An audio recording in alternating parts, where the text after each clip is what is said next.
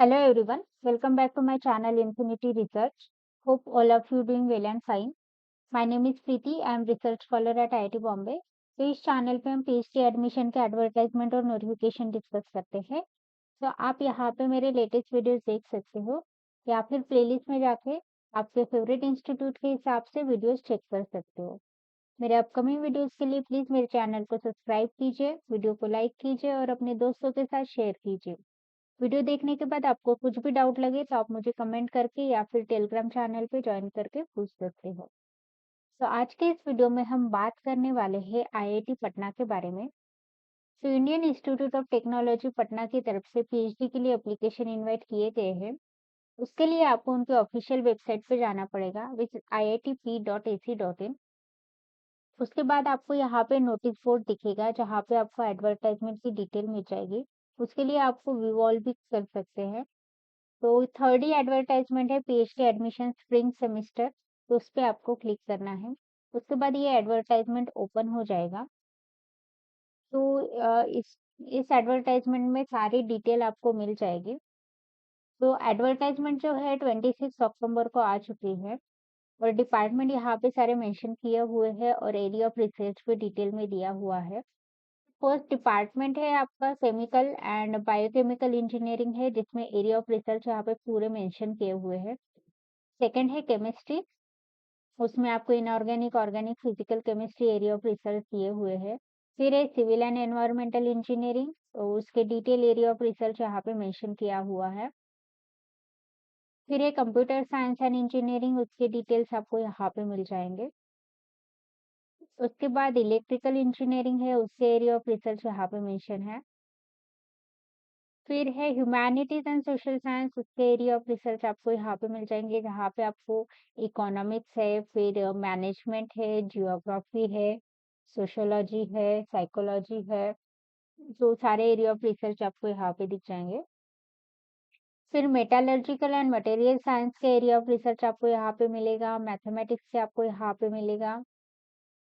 फिर mechanical engineering का आपको यहाँ पे मिल जाएगा जहाँ पे थर्मल है, मैन्युफैक्चरिंग है।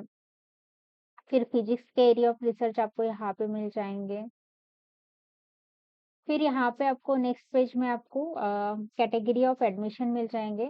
तो फर्स्ट कैटेगरी है रेगुलर एंड फुल टाइम, जहाँ पे आपको स्कॉलरशिप जो है एमएचआरडी की तरफ से मिलेगा। उसमें आपको फर्स्ट है इंस्टीट्यूट फेलो रेगुलर में। तो यहाँ पे आपको एमएचआरडी की तरफ से स्कॉलरशिप मिलेगा। आपका गेट स्कोर होना चाहिए, मैंडेटरी है गेट या नेट क्वालिफिकेशन। और कट ऑफ जो है वो गारंटीड नहीं है, शॉर्टलिस्टेड और के टाइम पे ही पता चल जाएगा। तो मिनिमम कट ऑफ भी है तो भी आप अप्लाई कीजिएगा, क्योंकि कितने लोगों ने अप्लाई किया है आप नहीं जानते हैं। तो उस हिसाब से आपकी शॉर्टलिस्टिंग होगी। और फिर यहाँ पे गेट स्कोर जो है वेव ऑफ किया हुआ है for the candidate with bachelor degree from CFTI institute जिनका सीजीपीए है 8 पॉइंट से ऊपर। ठीक है।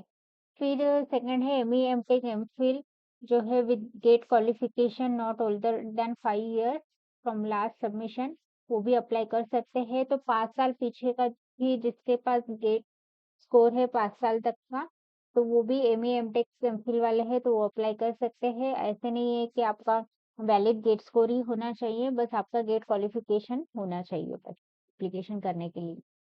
सेकंड है रेगुलर, इसमें research fellow with JRF SRF, तो जिनका जेआरएफ है डीएसपी इंस्पायर फेलोशिप है वो लोग अप्लाई कर सकते हैं यहाँ पे। थर्ड रेगुलर इसमें है प्रोजेक्ट स्टाफ, तो जो भी प्रोजेक्ट स्टाफ है आईआईटी पटना के वो लोग यहाँ पे अप्लाई कर सकते हैं। एटलीस्ट 2 ईयर का एक्सपीरियंस होना चाहिए उनको। फिर थर्ड कैटेगरी है सेल्फ फाइनेंस, तो इसमें वो लोग अप्लाई कर सकते हैं, कोई भी जिनके पास गेट नेट क्वालिफिकेशन नहीं है वो लोग अप्लाई कर सकते हैं। फिर है स्पॉन्सर फुल टाइम, तो यहाँ पे जो भी आर&डी ऑर्गेनाइजेशन रहेगा, एकेडमिक इंस्टीट्यूट रहेगा, गवर्नमेंट ऑर्गेनाइजेशन पीएसयू, वो लोग अप्लाई कर सकते हैं, बस उनको नो ऑब्जेक्शन सर्टिफिकेट देना पड़ेगा। फिर है employment and part time admission, जो कि सेकंड कैटेगरी है। उसमें आपको मिनिमम वर्क एक्सपीरियंस 2 इयर्स का होना चाहिए और एनओसी आपको देनी पड़ेगी। ठीक है। फिर यहाँ पे जनरल इंस्ट्रक्शन दी हुई है, minimum eligibility criteria, age criteria वो सब दिया हुआ है। तो एज लिमिट दी हुई है 28 years for the BE, BTech, BS, BE, MSc, MA, MCA, MBA के लिए। फॉर जेआरएफ और 32 ईयर्स जो है एमटेक, एमई, एमएस लोगों के लिए है। ठीक है। और 5 ईयर रिलैक्सेशन है for schedule caste and schedule tribe, SC के लिए। और ओबीसी, वुमेन और पीडब्ल्यूडी सबके लिए 5 ईयर्स का रिलैक्सेशन दिया हुआ है। मिनिमम एजुकेशन क्वालिफिकेशन है आपका मास्टर डिग्री होनी चाहिए विथ 60% मार्क्स इंजीनियरिंग के लिए। तो एमटेक इन इंजीनियरिंग और टेक्नोलॉजी विथ 60% मार्क्स, और bachelor degree in engineering and technology with 70% marks, और master degree in science with 7.5 और 70% मार्क्स होने चाहिए। ठीक है। फिर जो साइंसेस में अप्लाई कर रहे हैं उनके लिए भी एमफिल इन मास्टर डिग्री होनी चाहिए विथ 60%। और जो मास्टर डिग्री इन इंजीनियरिंग है उनको भी 60% मार्क और 6.5 सीजीपीए, और bachelor degree in engineering science है उनके लिए 70% मार्क्स होने चाहिए। और जो ह्यूमैनिटी एंड सोशल साइंस के लिए अप्लाई कर रहे हैं उनके लिए एमफिल और master degree in art, commerce, science, management, business administration with 55 marks वो लोग अप्लाई कर सकते हैं। मास्टर डिग्री इन इंजीनियरिंग वाले लोग भी अप्लाई कर सकते हैं, और बैचलर डिग्री इन इंजीनियरिंग भी अप्लाई कर सकते हैं। ठीक है। डायरेक्ट एडमिशन के लिए जो साइंस, इंजीनियरिंग, टेक्नोलॉजी है वो लोग भी अप्लाई कर सकते हैं। अगर आपका आईआईटी से है तो ग्रेटर देन 8 सीजीपीए चाहिए।